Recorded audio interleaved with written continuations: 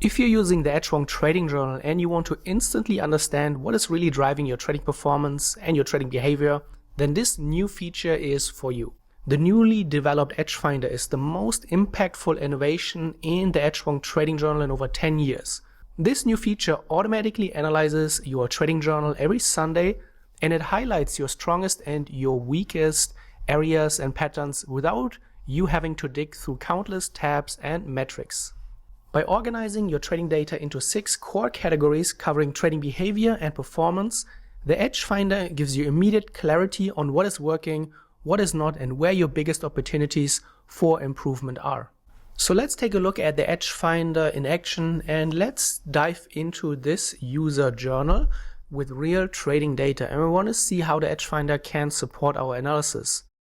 So you can see he is a profitable trader. The equity graph is green and above. The profit factor is here orange. It is above 1 because it is profitable, but there seems to be some room for improvement. And let's see where the EdgeFinder helps us understand this trading journal. As we said in the beginning, the EdgeFinder is always the perfect start when you want to analyze your trading journal, and then you can go into the more nitty-gritty parts. But always start your analysis in the EdgeFinder. And we have also categorized and prioritized each category here. So typically you want to start at the top and then make your way through it top down. The first one is called Profitability, and this gives you an overall snapshot of where you are currently.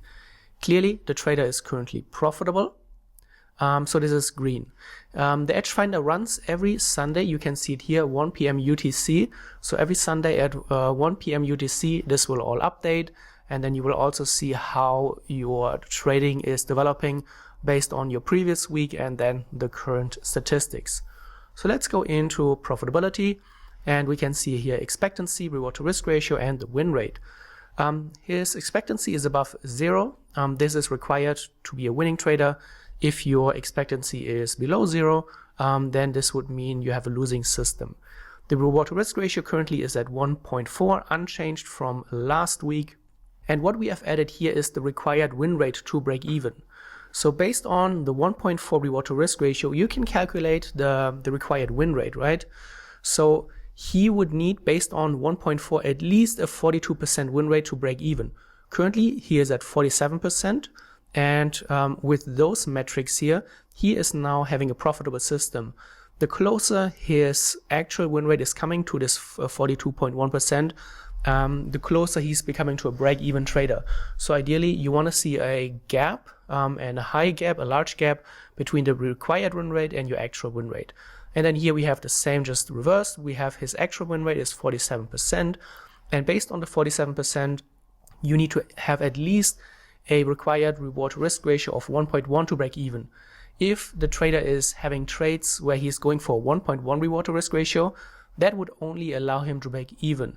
So you should aim for trades that have a higher reward to risk ratio so that your trading system can continue to be profitable.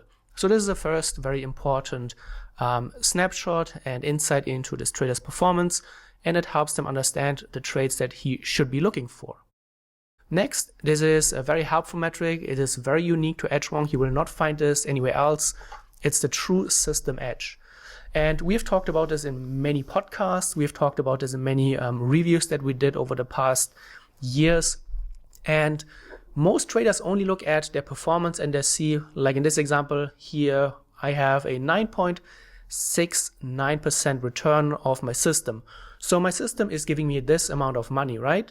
But it is actually not the whole truth. And the true system edge looks inside of your data. And this is so important for you to understand. Your true system edge is 12.9. And right, we saw in the beginning in the home tab, 9.6. So what we do here is we only look at the trades in your trading journal where you followed your rules. And if you only follow your rules, you would have realized a performance of 12.9%. This is higher than what you actually see in your trading journal. And it's so important to make this distinction between what you see in your trading journal, the 9.6, and the 12.9. Because the trades where you break your trading rules, this can be revenge trading, getting in early trades, completely breaking your trading rules, They have nothing to do with your actual trading system. And it's really helpful for traders to understand how much they could have made if they would have followed their trading rules. We have seen some extreme examples in Edgewonk over the last few years. There's also some videos on reviews that we did where in the home tab it shows the trader is having a negative return, and then such traders could believe that their system isn't working. But when we dug deeper into those trading journals, we often found that the real edge of the system could have been profitable, but the trader is breaking his trading rules so often and he's taking so many bad trades that it completely ruins his edge. So it's really helpful here. And then we can see the total leak is 12.7. So this is how much he is losing by breaking his trading rules. And then here underneath it, you see an impact analysis of the trading mistakes. So in Edgewonk, you probably know that you have comments for your trades. You can rate your entries, you can rate your trade management, you can rate your exits, and also pre-trade, which the trader is not using. So we can see how many trades he has used here with tags, what the win rate is here, and then the performance, how much he is giving back, how much he is losing. So this is really helpful to understand where is your leak coming from, where are you leaving most of the money on the table. And from here on, what you could do then is go to your chart lab. You could go, for example, to your trade comments, and then you can start to analyze your different categories more in depth. And you can look, okay, what are the mistakes? When are they occurring? You can, of course, use the filters as well and do a much deeper dive, because now you understand that here is actually a lot of room for improvement. In this case, not as much, but you will probably see in your journals, in some cases, the edge leak could be much larger. And the higher it is, the more room for improvement there is in your journal and in your trading. So this is super impactful in your trading. Another important part of the trading analysis is the trading process. So what we take a look at here is the overall trading process. How many trading hours does he have per day? How many mistakes is he making? What is his efficiency? And those fall all into our calculation for the trading process. So in this case, you can see his trading process is rated good based on our algorithm that runs in the background. We list his best trading hours, his worst trading hours. Sometimes in the worst trading hours, you will see a cluster. What we often see is that there is a specific period. In this case, we have 12, 2 p.m., 4 p.m. But sometimes you will see something like 4, 5, 6, 7 p.m. It's like a string of 4 to 5 hours where the trader is losing a lot of money. And what you can then do is go to your trading time here, performance by time. You want to check for hour of the day. And if you see large clusters where you're losing a lot of money and you don't have any profitable hours, that could be here a sign for your trading process not being good. Maybe a specific trading time is not favoring your way of trading. And then you can optimize your trading approach. There are many reviews we did on this YouTube channel here where we have pointed that out, that there are specific periods for many traders where they don't perform. Efficiency is how many trades, on how many trades he's following his rules. In this case, he has a very high efficiency, which is good, which means that 77% of his trading decisions are good and positive. We go to performance outliers, where we analyze profitable custom statistics, his worst custom statistics, his best setup, the worst setup, and then we also look at his trading comments. And again, the goal here is to help you get a first understanding of where your focus should be. So for example, you could look at those custom statistics further using the chart lab and then see when do those mistakes happen, what do they have in common, how often do they happen, are they associated with specific setups, with specific days of or time of the day, and then you can optimize, tweak your trading approach. We look obviously also at trade management, which is a huge part of Edgewonk.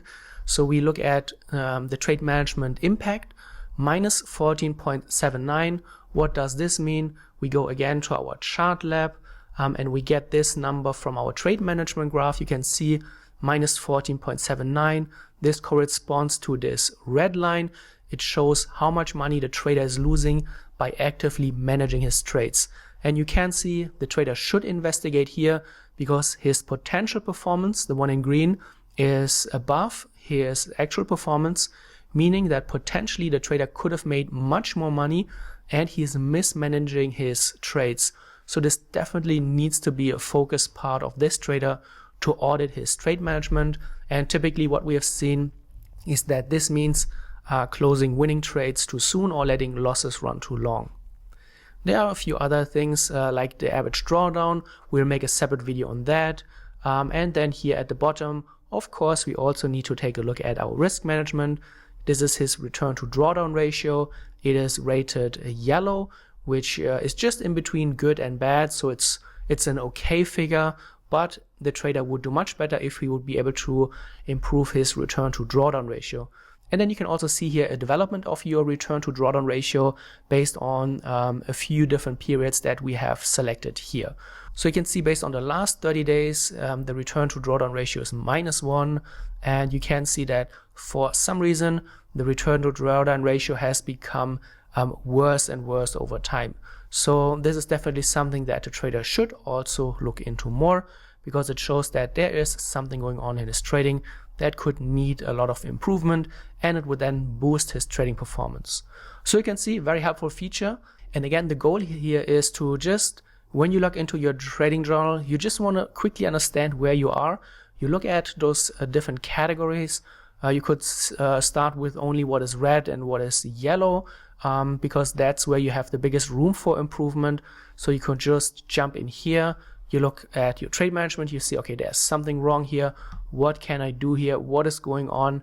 And then you go to the specific tabs in your Edgewonk journal to find out more about your trading performance.